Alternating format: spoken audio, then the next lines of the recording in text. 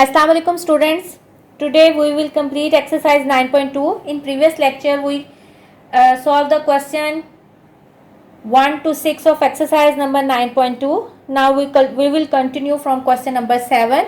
Question number 7 is verify whether or not the points are the vertices of an equilateral triangle. आपने ये verify करना है कि ये पॉइंट्स एक इक्विलेटरल ट्राइंगल के हैं या नहीं. तो मैंने आपको बताया था हम कैसे वेरीफाई कर सकते हैं. अगर डिस्टेंस फॉर्मूला अप्लाई करके अगर तीनों का डिस्टेंस जो है वो बराबर आता है तीनों साइड्स का, तो इसका मतलब ये इक्विलेटरल ट्राइंगल, और अगर नहीं बराबर आता तो इसका मतलब ये इक्विलेटरल ट्राइंगल नहीं है. तो हम इसको स्टार्ट करते हैं. सबसे पहले हम एक ट्राइंगल बना लेते हैं ABC. आपने उसको जो भी है उसके पॉइंट्स के नाम दे सकते हैं. तो late A, B and C are the vertices of equilateral triangle.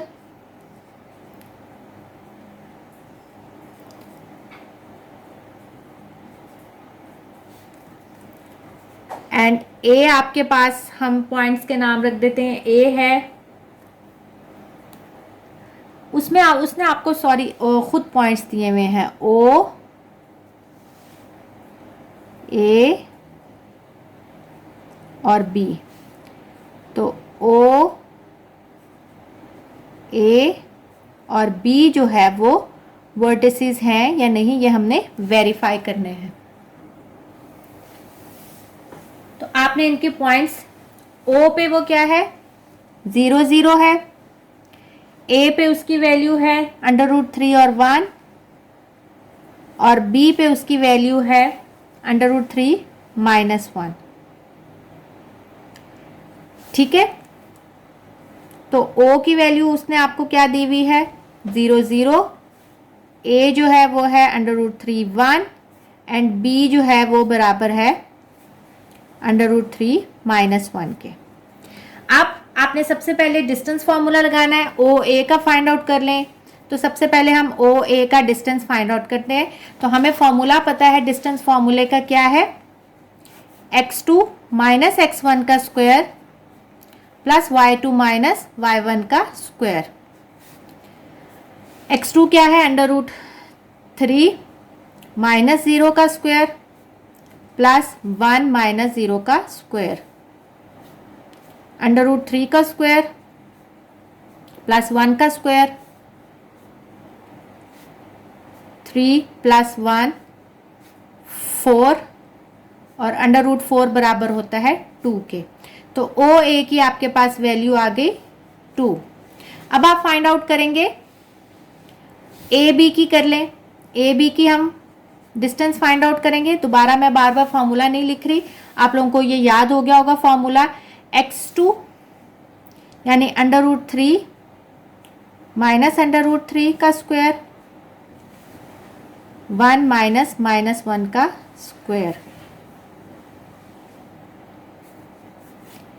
तो ये आपके पास √3 0, ये कट जाएंगे तो 0 का स्क्वायर प्लस 1 माइनस प्लस यानी 2 का स्क्वायर. तो ये आपके पास आ जाएगा 2 का स्क्वायर. तो ये कट जाएगा और आपके पास AB की वैल्यू आ गई 2. अब लास्ट आपने करना है फाइंड आउट किसकी वैल्यू, OB की. OB की वैल्यू फाइंड आउट करेंगे. सेम वही √3 -0 का स्क्वायर प्लस -1 प्लस 0 का स्क्वायर. √3 का स्क्वायर प्लस 1 का स्क्वायर, तो ये आ जाएगा 3 + 1 का स्क्वायर यानी 4 का, और ये बराबर हो जाएगा OB जो है वो 2 के. अब आप देखें OA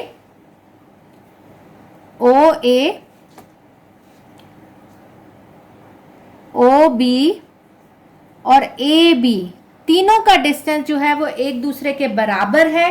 यानी इसका मतलब है कि ये जो पॉइंट्स हैं ये आपके पास कौन से ट्राइंगल के पॉइंट्स हैं, ये इक्विलेटरल ट्राइंगल के पॉइंट्स हैं. Hence OAB is an equilateral triangle. तो हमने ये वेरीफाई कर दिया कि ये जो आपके पास ट्रायंगल है ये कौन सी ट्रायंगल है, ये आपके पास इक्विलेटरल ट्रायंगल है, क्योंकि तीनों साइड्स का जो डिस्टेंस है वो एक दूसरे के बराबर है। तो इसका मतलब जो आपके पास ट्रायंगल OAB जो है वो एक इक्विलेटरल ट्रायंगल है, यानी ये पॉइंट जो है वो इक्विलेटरल ट्रायंगल के वर्टिसेस हैं। अब इसका क्वेश्चन नंबर 8 देखते हैं। Show that the points A, B, C and D are vertices of a rectangle. आपने प्रूव करना है या शो करना है कि ये क्या वाकई वर्टिसेस है एक रेक्टेंगल के। Find the length of its diagonal, आपने इसके डायगोनल की लेंथ भी फाइंड आउट करनी है। और आर द इक्वल, यानी डायगोनल जो है क्या वो एक दूसरे के इक्वल है, आपने ये भी वेरीफाई करना है। तो सबसे पहले हमारे पास ABCD, हमारे पास उसने हमें 4 पॉइंट्स दिए हुए हैं, 4 वर्टिसेस हैं। तो हम कहते हैं let A, B, C and D are the vertices of, अभी प्रूफ नहीं हुआ इसलिए हम लेट कर रहे हैं, ऑफ रेक्टेंगल। एक रेक्टेंगल के वर्टिसेस हैं, ठीक है। A आपके पास गिवन है, क्या उसने वैल्यू दी हुई है, -6 और -5। B आपके पास है 5 और -5।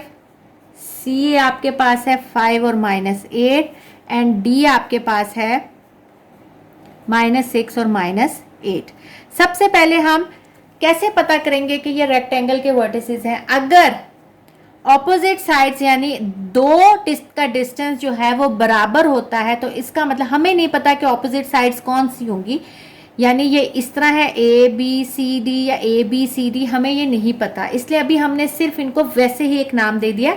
आप अगर अभी नाम नहीं भी देते तो पहले आप प्रूफ कर लें और उसके बाद अपनी फिगर को नाम दे सकते हैं।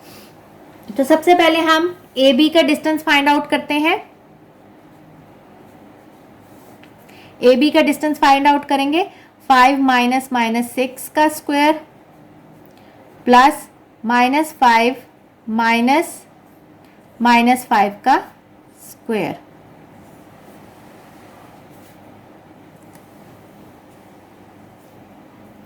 तो यह आ जाएगा 5 + 6 का स्क्वायर प्लस -5 + 5 का स्क्वायर।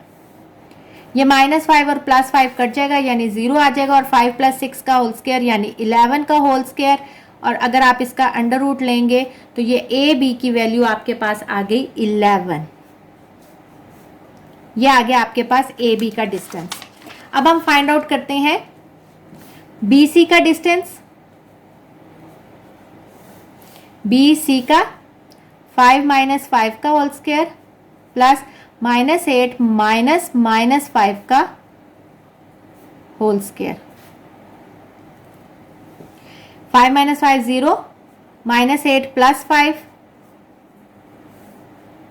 -8 + 5 आपके पास बराबर होता है -3 के।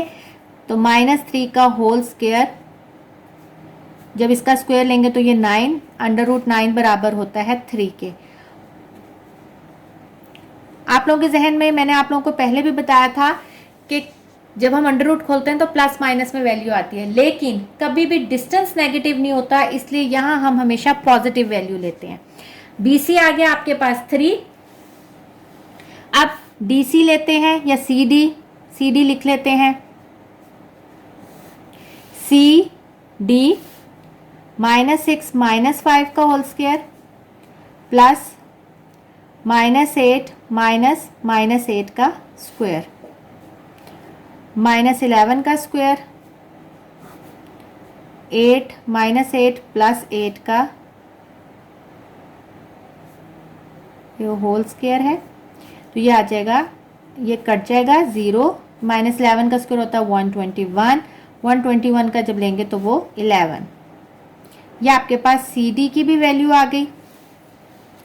अब आपने लास्ट जो है वो वैल्यू फाइंड आउट करनी है किसकी, AD की। इधर ही फाइंड आउट कर लेते हैं क्योंकि इधर वैल्यू ऊपर लिखी हुई है ना, थोड़ी मुश्किल होगी। AD में आपके पास आ जाएगा -6 माइनस -6 का होल स्क्वायर प्लस -8 -5 का होल स्क्वायर, -6 + 6 का होल स्क्वायर, -8 + 5 का होल स्क्वायर, ये कट जाएगा 0 और -8 + 5 आपके पास होता है -3, तो 0 + -3 का होल स्क्वायर, तो ये आपके पास आ जाएगा 9 और AD आपके पास आ जाएगा 3। अब आप देखें दो वैल्यूज बराबर हैं, दो वैल्यूज बराबर हैं, ठीक है, यानी हमारे पास ABCD के बराबर है और BC जो है वो AD के बराबर है, ठीक है। तो हम लिख सकते हैं AB बराबर है हमारे पास CD के एंड BC बराबर है AD के। लेकिन यहां से हमने ये तो प्रूव हो गया कि ऑपोजिट साइड्स आर इक्वल, ठीक है। So it is prove that opposite sides are equal. लेकिन ऑपोजिट साइड्स तो पैरेललोग्राम की भी इक्वल होती है। तो पैरेललोग्राम में और एक रेक्टेंगल में सिर्फ 90 डिग्री के एंगल का फर्क है। मैंने आपको पहले भी बताया था कि पैरेललोग्राम में जो वर्टिसेस के एंगल होते हैं वो 90 डिग्री के नहीं होते, लेकिन रेक्टेंगल में तमाम एंगल जो है वो 90 डिग्री के होते हैं। तो इसका मतलब है अगर आप डायगोनल की वैल्यू यानी अगर हम यहां आपने डायगोनल, यहां आप एक डायगोनल ड्रॉ करें, ये आपके पास अब एक राइट एंगल ट्राइंगल बन गई। तो अगर आपके पास ये प्रूव हो जाता है कि हाइपोटेनस का स्क्वायर जो है वो इसके साइड्स के स्क्वायर के सम के बराबर है, ये ले लें या ये साइड ले लें, तो इसका मतलब है ये प्रूव हो जाएगा कि ये एंगल 90 डिग्री का है, तो इसका मतलब है ये एक रेक्टेंगल है। और वैसे भी उसने आपको कहा है कि प्रूव करें कि उसकी डायगोनल्स की वैल्यू भी फाइंड आउट करें और डायगोनल इक्वल है या नहीं। तो सबसे पहले हम डायगोनल फाइंड आउट करेंगे। देखें एक डायगोनल है AC, आपने AC का भी डिस्टेंस फाइंड आउट करना है, और एक BD है, आपने BD भी फाइंड आउट करना है। तो अब हम क्या फाइंड आउट करेंगे, AC का डिस्टेंस फाइंड आउट करेंगे, यानी अब हम डायगोनल फाइंड आउट करें। यहां बेशक आप लिख लें कि ये एक डायगोनल है, डायगोनल फाइंड आउट करें। AC की वैल्यू हम लिखेंगे AC 5 -6 का होल स्क्वायर प्लस -8 -5 का होल स्क्वायर, 5 + 6 का होल स्क्वायर -8 + 5 का होल स्क्वायर, 11 का होल स्क्वायर प्लस -3 का होल स्क्वायर, 121 + 9 -3 का होल स्क्वायर इवन पावर है तो ये आ जाएगा 130 का अंडर रूट, यानी AC जो डायगोनल है उसकी वैल्यू आपने निकाल ली 130 अंडर रूट। लेकिन ये तो आपके पास एक डायगोनल की वैल्यू आई है, दूसरा डायगोनल है आपके पास BD, तो आपने BD की भी वैल्यू फाइंड आउट करनी है। BD की वैल्यू फाइंड आउट करेंगे, BD की वैल्यू फाइंड आउट BD -6 -5 का होल स्क्वायर प्लस -8 -5 का होल स्क्वायर, तो 11 -11 का स्क्वायर -8 + 5 का स्क्वायर, अगेन 121 प्लस ये -3 का होल स्क्वायर यानी -3 का होल स्क्वायर यानी 9, तो ये भी आपके पास आ जाएगा 130 अंडर रूट। तो हमने डायगोनल की वैल्यू भी फाइंड आउट कर ली और हमने ये भी बता दिया कि diagonals are equal as AC is equal to BD, so it is verified that diagonals are equal। लेकिन अभी तक हमने ये नहीं कहा कि वो रेक्टेंगल के वर्टिसेस हैं। तो रेक्टेंगल के लिए हम क्या लगाएंगे, पाइथागोरस थ्योरम लगाएंगे। So according to Pythagoras theorem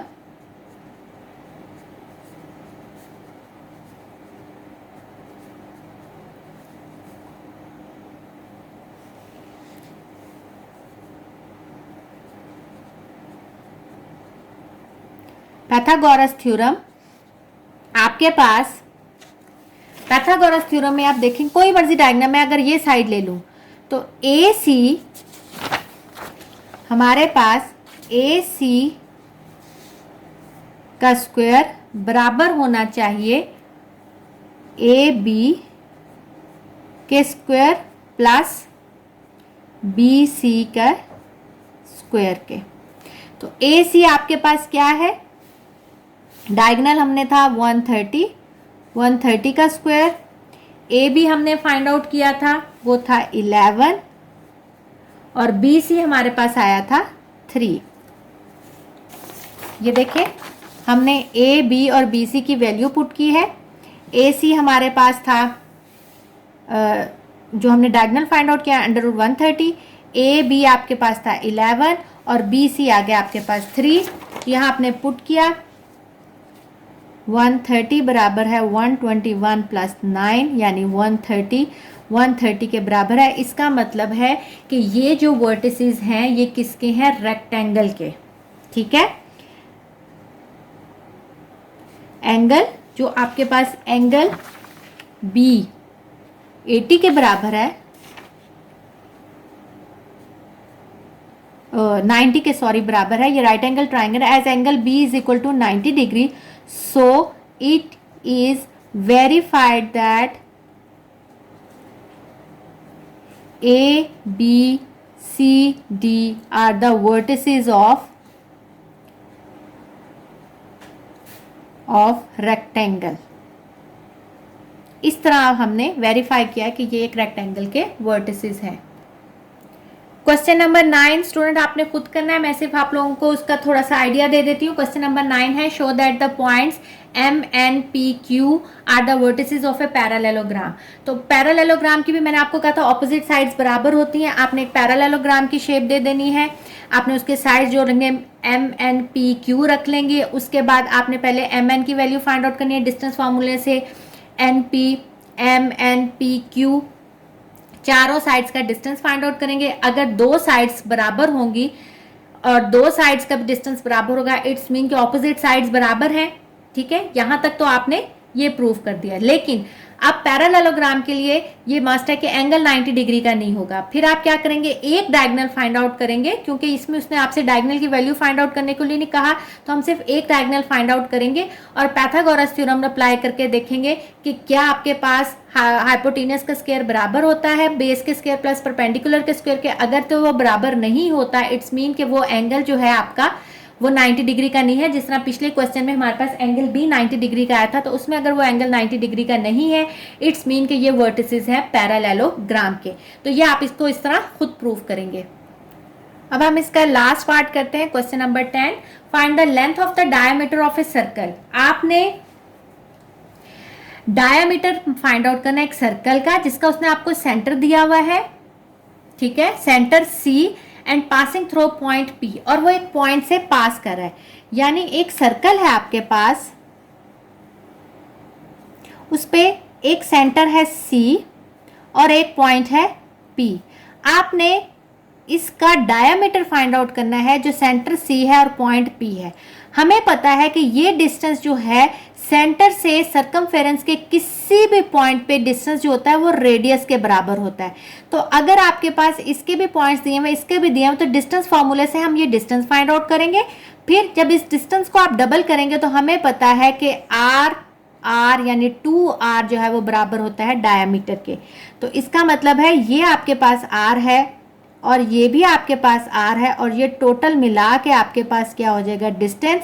तो हम पहले रेडियस फाइंड आउट करेंगे यानी c और p के दरमियान का डिस्टेंस, और फिर हम उसका डबल कर देंगे यानी 2r जो है वो आपके पास डायमीटर की लेंथ होगी। ठीक है, तो हमारे पास हम स्टार्ट करते हैं। रेडियस जो है वो क्या है, सी पी का डिस्टेंस वो r के बराबर है। सी पी का डिस्टेंस हम फाइंड आउट करेंगे, पहले हम पॉइंट्स ले लेते हैं। सी एस सी जो है आपके पास पॉइंट वो क्या है गिवन, -3 और 6, एंड पी जो है वो आपके पास है 1 और 3। तो सी पी डिस्टेंस फार्मूला लगाएंगे, x2 - x1 का स्क्वायर y2 माइनस y1 का स्क्वायर, वैल्यू पुट करेंगे 1 माइनस माइनस 3, 3 माइनस 6 का स्क्वायर, 1 प्लस 4 माइनस 3 का square.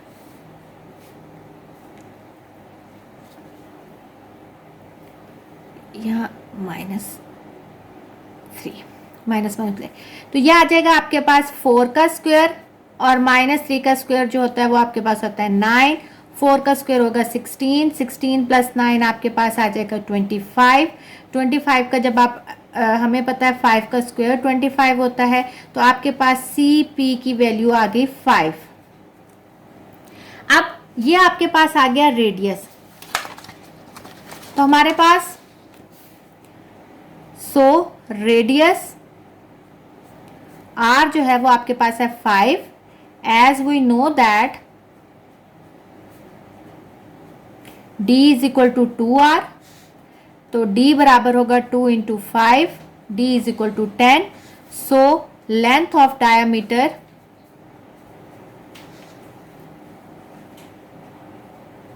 Is equal to 10 unit. तो ये आपने length of diameter find out कर ली। इस तरह आपके पास एक्सरसाइज 9.2 खत्म हो गई है। एक्सरसाइज 9.3 स्टार्ट करते हैं। अब तक हमने डिस्टेंस फॉर्मूला पढ़ा था, अब आता है मिड पॉइंट अगर आपने फाइंड आउट करना हो। तो इसका क्वेश्चन नंबर 1 देखते हैं। Find the mid point of the line segment joining each of the following pairs of the points. तो इसका पार्ट 1 है कि आपके पास 2 पॉइंट्स दिए हैं, आपने इसका मिड पॉइंट फाइंड आउट करना है। तो आपके पास मिड पॉइंट क्या होता है, यानी आपने जो रिजल्टेंट है एक्स वाई वो फाइंड आउट करना है, जो उसका मिड पॉइंट है, यानी इन दोनों पॉइंट्स के बीच में जो पॉइंट है मैं उसको कह रही हूँ वो एक्स वाई है, यानी वो रिजल्टेंट है। तो मैंने उसको कहा X Y is the required mid point. अगर इन दोनों के बीच में, यानी अगर आपके पास 2 पॉइंट्स हैं ए और बी, आपने इसका मिड फाइंड आउट करना, उसको मैंने लेट कर दिया है आर, इफ कह दें या लेट कह दें, लेट या if R X Y is the required mid point. तो इसका फॉर्मूला होता है,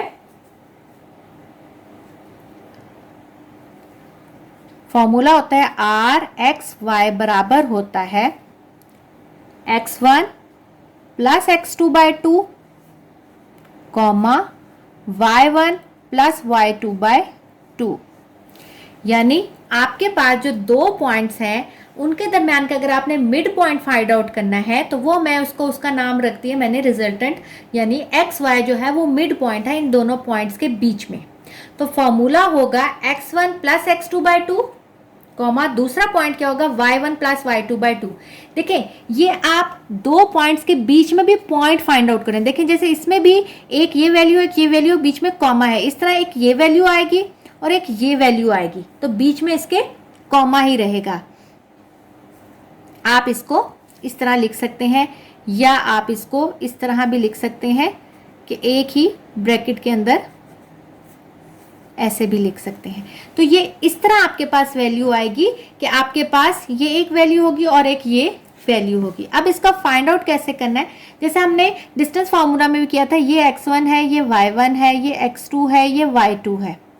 तो x1 प्लस x2 यानी 9 प्लस 7 डिवाइडेड बाय 2 और y1 plus y2 2 plus 2 bye 2। 9 plus 7 आपके पास आ जाएगा 16 बाय 2 और ये आ जाएगा 4 बाय 2। इसको सिंप्लीफाई करेंगे तो ये आपके पास 8 और 2 जो है वो रिक्वायर्ड मिड पॉइंट है इन दोनों पॉइंट्स के बीच में। तो हमारे पास आर एक्स वाई जो है वो ये 8 और 2 है जो कि आपके पास रिक्वायर्ड मिड पॉइंट है। इसका सेकंड पार्ट करते हैं। ए भी दिया हुआ, इसको अगर मैं x1 कह दूं, इसको y1, x2, y2। देखें एक पॉइंट के बीच में एक x का होता है, एक y का होता है, एक दूसरे पॉइंट में भी एक x का होता है, y का होता है। तो let R X Y be the required mid point. लिखेंगे आर एक्स वाई किसके बराबर है, तो ये बराबर होगा आपके पास x1 plus x2 by 2, y1 plus y2 by 2। अगर आप यहाँ r लिख रहे हैं तो यहाँ भी r लिख सकते हैं, यानी यहाँ भी आप r लिख सकते हैं ये, और ये आपके आंसर में भी साथ r आ जाएगा। ठीक है, अब वैल्यूज पुट करें, यानी r एक्स वाई जो है वो r x1 plus x2 by 2, y1 plus y2 by 2 के बराबर है। तो आपके पास आ जाएगा, वैल्यू पुट करें, 2 plus 3 by 2 minus 6 plus minus 6 by 2, 5 by 2, और माइनस माइनस प्लस होता है लेकिन साइन माइनस का आता है, तो ये आ जाएगा माइनस 12 बाई 2। सिंप्लीफाई करेंगे तो ये आ जाएगा आपके पास, चाहे आप 5 बाई 2 को पॉइंट्स में लिख लें, यानी 2.5 और माइनस 6, चाहे आप इसको इसी तरह भी रहने दें 5 बाई 2 और माइनस 6। तो ये आपके पास रिक्वायर्ड जो है वो मिड पॉइंट है। इसका सी और डी पार्ट आप खुद करेंगे, मैं ई पार्ट करवा रही हूँ। आपको ए और बी दिया हुआ है, let R X Y be the mid point. Values put करेंगे, मैंने फॉर्मूला लिख दिया है, x1 यानी 3 प्लस 3 बाई 2 और -1 प्लस -4 बाय 2,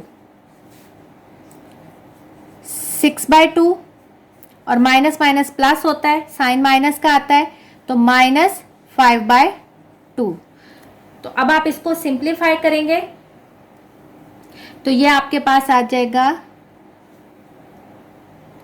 सॉरी क्वेश्चन में यहाँ -11 है, तो यहाँ -11 है, तो यहाँ आ जाएगा -11। तो -11 और -4 जो है वो -15 बाई 2, और एक आ जाएगा आपके पास 6 बाई 2। चाहे आप इसको पॉइंट में लिख दें तो ये कट जाएगा 3, और आप जब इसको पॉइंट में लिखेंगे तो ये आ जाएगा 7.5। तो ये आपके पास रिक्वायर्ड जो है वो मिड पॉइंट है इन दो पॉइंट्स के बीच में। ये आंसर पिछले वाले का आया है R3 to -7.5, क्योंकि -7 इसके है, क्योंकि माइनस माइनस प्लस किया था, साइन माइनस का था। इस क्वेश्चन का लास्ट पार्ट देखते हैं, A0 0 B 0 -5, तो वही same, let R X Y be the mid point. Formula आप लोग बार बार लिखा करें, ताकि आप लोग हर क्वेश्चन के साथ लिखेंगे तो आप लोगों को याद रह जाएगा। जितनी दफा आपके हाथ से एक दफा फॉर्मूला गुजरेगा उतनी आपकी प्रैक्टिस होती जाएगी। वैल्यूज पुट करें, ये x1, ये y1, x2, y2। Values put करें, 0 plus 0 by 2, -5 plus 0 by 2, 0 by 2 यानी 0 और -5 बाय 2, और इसको अगर आप पॉइंट्स में लिखें तो 0 और -2.5। तो ये आपके पास रिक्वायर्ड जो है वो मिड पॉइंट है इन दोनों पॉइंट्स के बीच में, जो कि है 0 और -2.5। इस तरह स्टूडेंट्स आपके पास 9.3 का क्वेश्चन नंबर 1 कंप्लीट हो गया है। इंशाल्लाह इसके जो रिमेनिंग क्वेश्चंस हैं वो नेक्स्ट लेक्चर में करेंगे। होप कि आपको मिड पॉइंट फाइंड आउट करना आया हो, और 9.2 में जो इक्विलेटरल ट्राइंगल या पैरालेलोग्राम के वर्टिसेस है, जिस भी ट्राइंगल या क्वाड्रिलेटरल के वर्टिसेस हैं, तो आपको वो निकालना भी आगे होंगे। ओके स्टूडेंट्स, टेक केयर, अल्लाह हाफिज़।